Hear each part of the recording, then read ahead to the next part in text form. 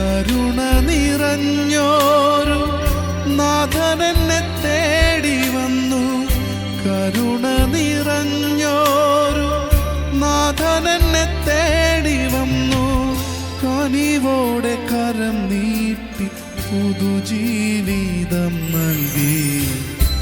ഓമനയായൊരു കുഞ്ഞോമൽ പൈതലേ, മാറോടണയ്ക്കുമൊരു വാത്സല്യമേ. കണ്ണീരു വീണു നനവാർന്ന നെഞ്ചിലും ഇന്നും ഉണങ്ങിടാത്തൊരു മുറിവിലും സ്നേഹത്തിൻ തൈലം പൂശി താലോലിക്കും സങ്കേതം. ഓമനയായൊരു കുഞ്ഞോമൽ പൈതലേ, മാറോടണയ്ക്കുമൊരു വാത്സല്യമേ. അമ്മ മറന്നാലും എല്ലാം തകർന്നാലും കൈനീട്ടിയെത്തും സ്നേഹകാരം.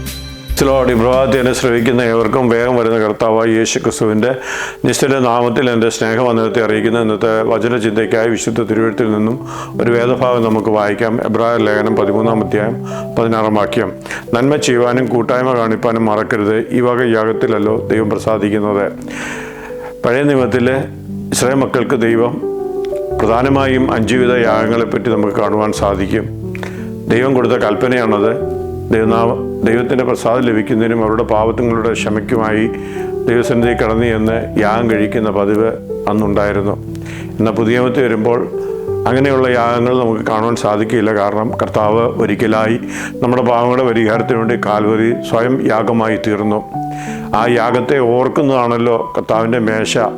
അത് യാഗമല്ല, അത് ബലിയല്ല, ബലിയെ ഓർക്കുന്ന സംഭവമാണ്. അങ്ങനെ ദൈനംദിന ജീവിതത്തിൽ കർത്താവിനെ ഓർക്കുകയും അവൻ്റെ മരണ പുനരുദ്ധാനങ്ങളെ ധ്യാനിക്കുകയും ചെയ്യുന്ന വ്യക്തിജീവിതങ്ങൾ അവരുടെ ജീവിതത്തിൽ ദൈവം ചെയ്ത നന്മകളെ ഓർത്ത് ദൈവത്തെ സ്തുതിക്കുന്നത് തന്നെയാണ് ഒരു യാഗം. സങ്കീർത്തനങ്ങൾ 50-ാം അധ്യായത്തിൽ നമ്മൾ വായിക്കുന്ന സ്തോത്രം എന്ന യാഗം അർപ്പിക്കുന്നവൻ ദൈവത്തെ മഹത്വപ്പെടുത്തുന്നു. എബ്രായ ലേഖനം 13-ാം അധ്യായത്തിൽ നമ്മൾ വായിക്കുന്നത് അവൻ്റെ നാമത്തെ ഏറ്റുപറഞ്ഞ് അധരഫലം എന്ന സ്തോത്രയാഗം ഇടവിടാതെ അർപ്പിക്കുക. സൺഡേയിൽ ചർച്ചിൽ മാത്രമല്ല, നമ്മുടെ ജീവിതാനുഭവങ്ങളിൽ ഓരോ ദിവസവും ദൈവത്തെ ആരാധിക്കുവാൻ, സ്തുതിക്കുവാൻ സ്തോത്രയാഗം, നമ്മുടെ അധരഫലം എന്ന സ്തോത്രയാഗം അർപ്പിക്കുവാൻ നാം കടപ്പെട്ടവരാണ്. അതോടൊപ്പം തന്നെ നമ്മൾ പലവിധത്തിലുള്ള മറ്റ് പല യാഗങ്ങളെപ്പറ്റി ദൈവവചനത്തിൽ വായിക്കുന്നു.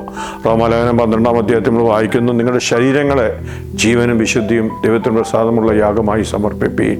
പഴയ നിയമത്തിലെ വസ്തുക്കളെയായിരുന്നു, അല്ലെങ്കിൽ ജീവികളെയായിരുന്നു, മറ്റ് ജന്തുക്കളെയായിരുന്നു യാഗം കഴിക്കുന്നുവെങ്കിൽ പുതിയ നിയമത്തിൽ കാണുന്നത് നാം നമ്മെ തന്നെയാണ്, നമ്മുടെ ശരീരങ്ങളെ ജീവനും വിശുദ്ധിയും ദൈവത്തിന് പ്രസാദമുള്ള യാഗമായി സമർപ്പിക്കണം എന്ന് കാണുവാൻ സാധിക്കും. നമ്മുടെ കുറിവാക്യത്തിൽ നമ്മൾ വായിച്ചത് നന്മ ചെയ്യുവാനും കൂട്ടായ്മ ആചരിപ്പാനും മറക്കരുത്, ഈ വക യാഗത്തിലല്ലോ ദൈവം പ്രസാദിക്കുന്നത്. അപ്പോൾ നന്മ ചെയ്യുന്നത്, കൂട്ടായ്മ ആചരിക്കുന്നത് എല്ലാം ഒരു യാഗമാണ്.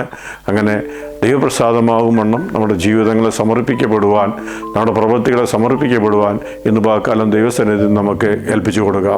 നമുക്ക് കണ്ണുകളടയ്ക്കാൻ പ്രാർത്ഥിക്കുക. പരിശുദ്ധ പിതാവേ, നന്ദിയോടെ സ്തുതിക്കുന്നു, സ്തോത്രം ചെയ്യുന്നു. വചനം കേൾക്കുന്ന നിൻ്റെ ജനത്തെ ഞങ്ങളുടെ നാമത്തിൽ അനുഗ്രഹിച്ച് പ്രാർത്ഥിക്കുന്നു.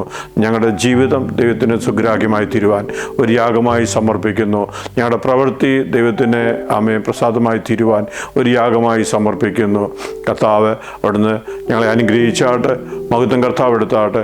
യേശു കർത്താവിൻ്റെ ധന്യമുള്ള നാമത്തിൽ തന്നെ ആമേൻ.